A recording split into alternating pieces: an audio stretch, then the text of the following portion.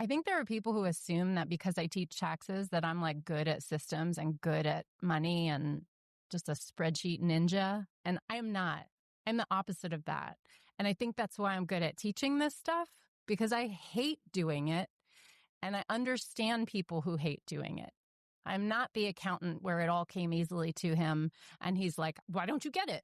I'm like, yeah, this sucks, but let me help you make it a little easier.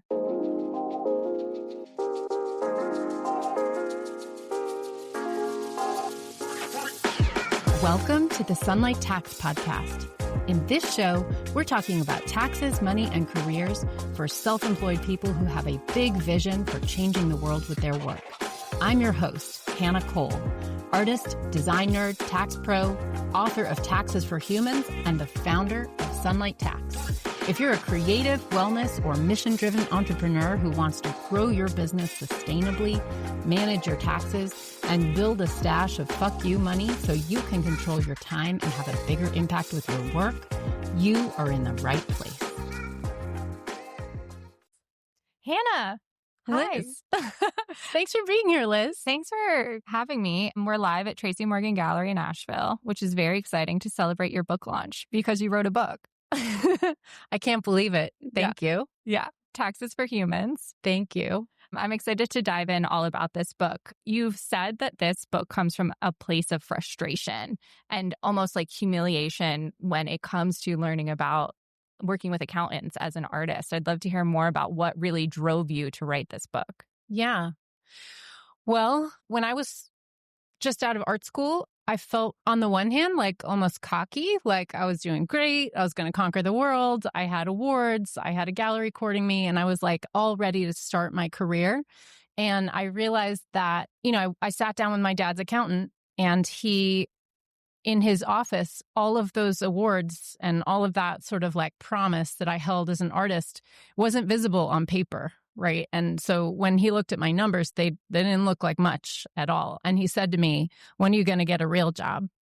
And it just felt to me like, I just felt like I was nothing in that environment. And it filled me with shame that I hadn't even thought to have before.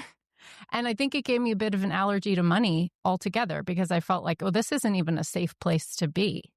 So yeah, I feel like this book is something that needs to exist in the world because people like us who do creative work, we're doing it because we see the value in it. And I just want people to feel seen for doing amazing, creative, passion-driven work. Mm-hmm. What I love about this book is it's really simple and straightforward, and it's very kind.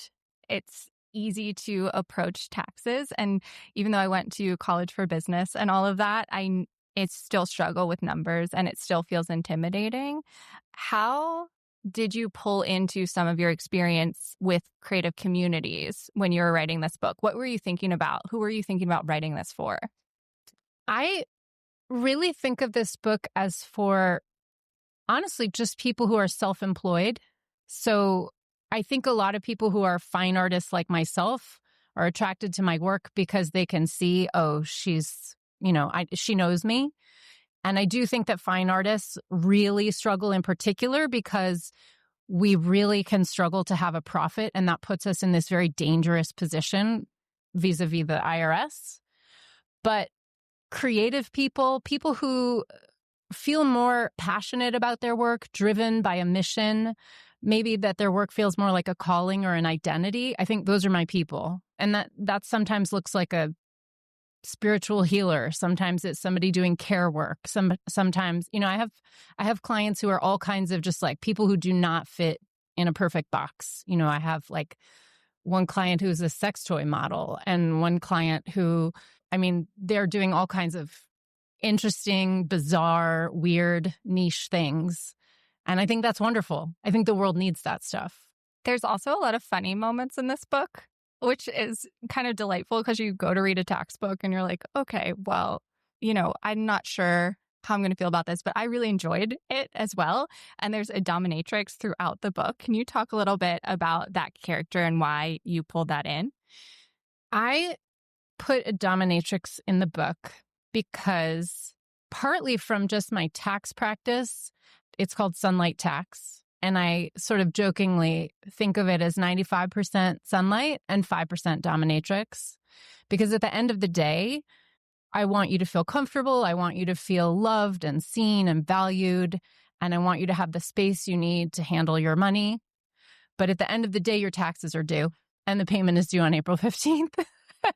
And so there are some boundaries that exist for good reason. And, got to get those papers in at a certain point. You mentioned feeling, humiliated in past experiences around money. Are there any specific moments outside of that time in your dad's accountant's office that stand out to you?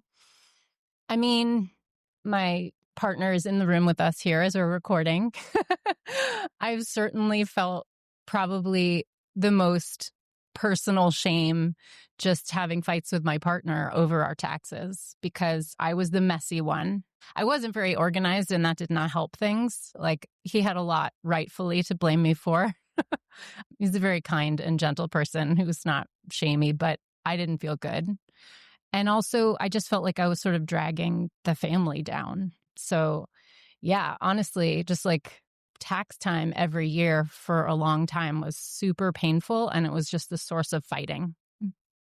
And I think a lot of creatives can relate to the feeling of shame around it, around money. Why do you think the shame sticks so deeply with creatives and self-employed people in particular?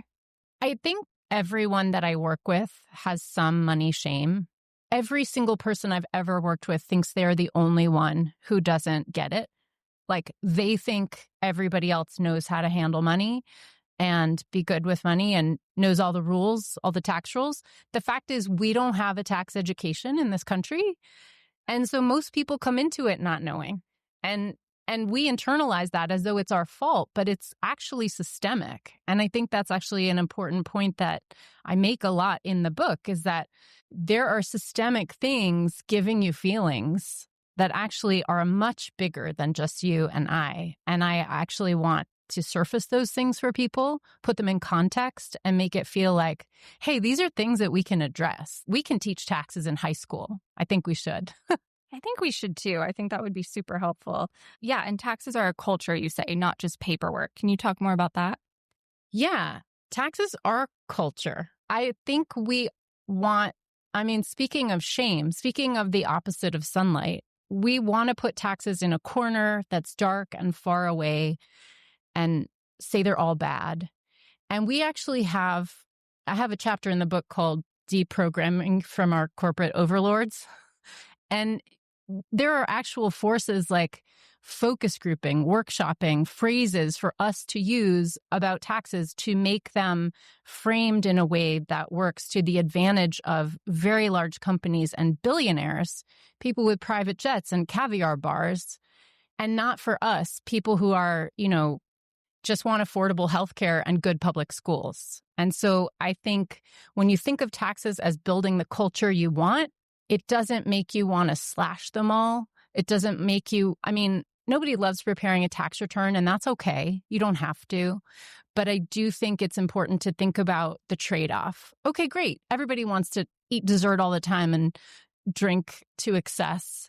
But if that's all you do, how are you going to feel? I think if all you do is cut taxes and you only elect people who promise to cut taxes, well, great. You don't want schools. You don't want healthcare. You don't want the things that taxes build for us. They actually reflect our values as a culture. And so I think it's important to think about what is that culture we want to build. Mm-hmm. And I love that you have this secret agenda of helping create or encouraging creative people to be more generous with themselves and make more money and support themselves and feel good about wanting to make more money. Yeah. That's who I love. I love the people in this room. I love being around people who care about stuff and are passionate about what they do and are generous with other people. And I think the issue, the other side, the dark side of that is we're often not as generous with ourselves as we are to others. And in a way, that's what the dominatrix is about. She's your protector, right? Like boundaries are self-love. And I just want to sort of highlight that I think that's an important piece. But also just when it comes to taxes, there's all these benefits in the tax code that I only learned about when I went back to school to study accounting. And I sort of was like, oh, wait, no one I know are using these things. Like there are tax sheltered accounts that you can make your money go further. And I think if creative people and passionate people everywhere were really using these the way they were designed to actually help us with those big ticket, difficult to save for things like retirement and school, education, healthcare, we'd be thriving. And so I just wanted to bring that information to people and help, I guess, normalize that idea of like, yes, us being generous to ourselves the way that we would be generous to a friend. It's so true. Passionate and creative people, they can sell somebody else's work all day, every day. But when it comes to selling their own work or raising their prices or actually paying themselves for what they're doing, I find that to always be a struggle. Yeah, for sure. And you know that, I mean, I just want to point out, like, you have this wonderful podcast, the Success with Jewelry podcast. And I'm sure that that's part of the struggle that you have teaching, like serving people in the creative craft community is like how to talk about yourself, how to put yourself up in front, how to tell your story. I mean, it's a sort of similar and related issue. So many people feel uncomfortable doing that and feel uncomfortable with making money and wanting to make money and taking care of themselves. So I think, something I love about the conversations we've had before with my community is just how straightforward you are with the information and how you take every question that is asked and answer it and take it very seriously. And I think that's really special because a lot of times, when you are a creative or passionate person and you're entering a business sphere or have questions about money or taxes or numbers, it's very intimidating.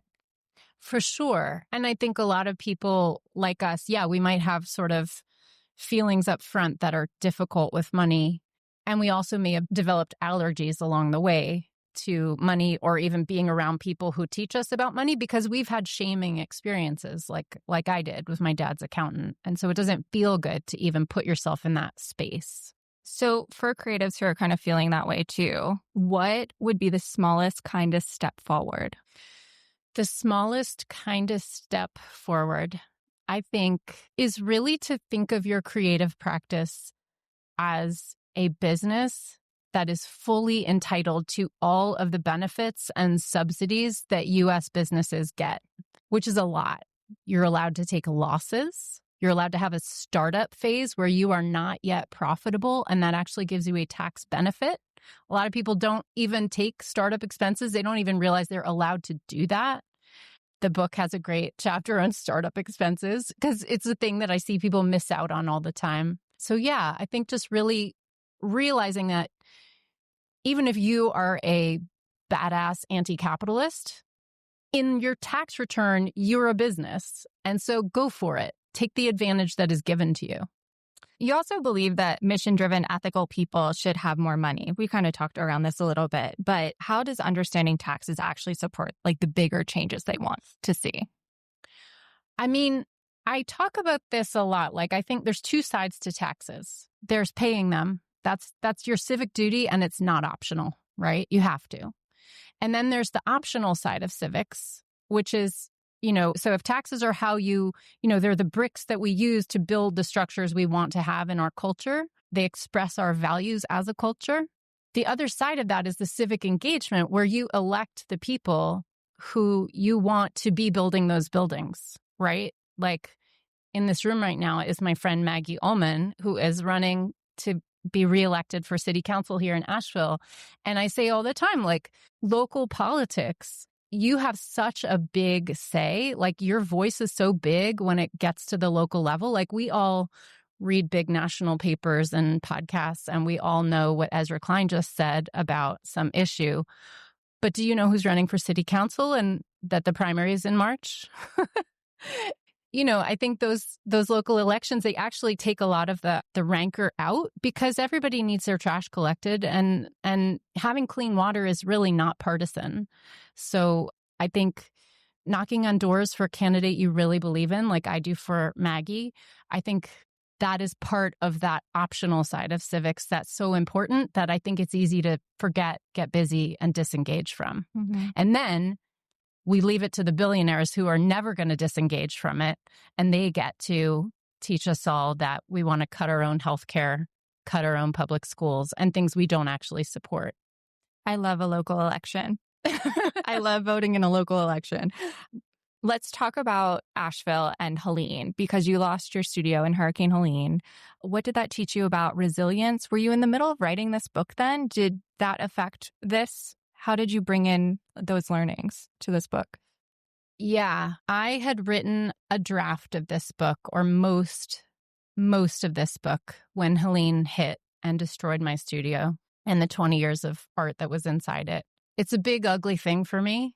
I'm not through it. I'm like still raw about it all. My book deal almost died because of Helene, but I just knew that this book was so important. I feel so personally fulfilled by being able to serve amazing creative people. And this book was so close to the finish line. And it was 4 months from my manuscript deadline that Helene hit. And my brain just turned to oatmeal for 2 months. I was in total trauma and I could not form a sentence. But I frankly brought out the dominatrix.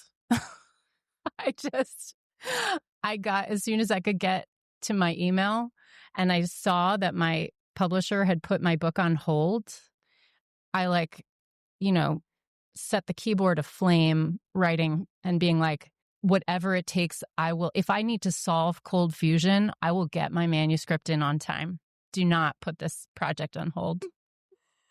What's one mistake that you made that ended up teaching you something? A mistake I made that ended up teaching me something. Oh my gosh. It's a big question. It's actually, there's too many things to pick from. I think not having a separate business bank account certainly made things horrible, because I used to just print out bank statements with personal and business stuff all jumbled together. And I would have a highlighter and I would hope my husband didn't walk in while I was in the middle of it, because it was so embarrassing and so messy. And I'd be highlighting trips to Lowe's. Maybe that was for my studio, I think, and that was really stressful. Even just, I think there are people who assume that because I teach taxes that I'm good at systems and good at money and just a spreadsheet ninja. And I am not. I'm the opposite of that. And I think that's why I'm good at teaching this stuff, because I hate doing it. And I understand people who hate doing it. I'm not the accountant where it all came easily to him. And he's like, why don't you get it?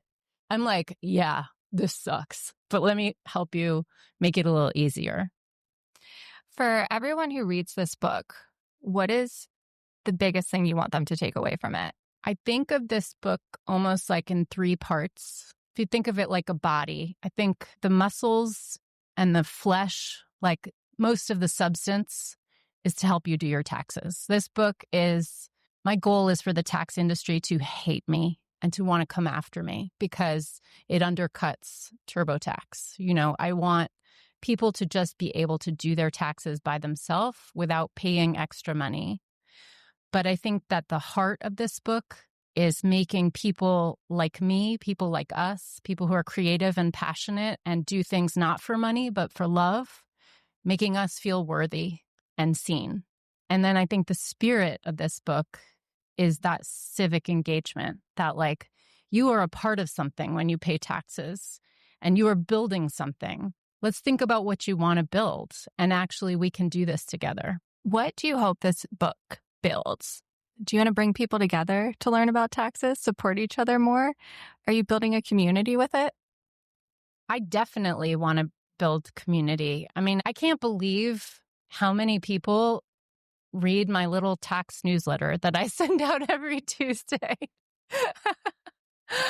But I think it feels like a community to me already.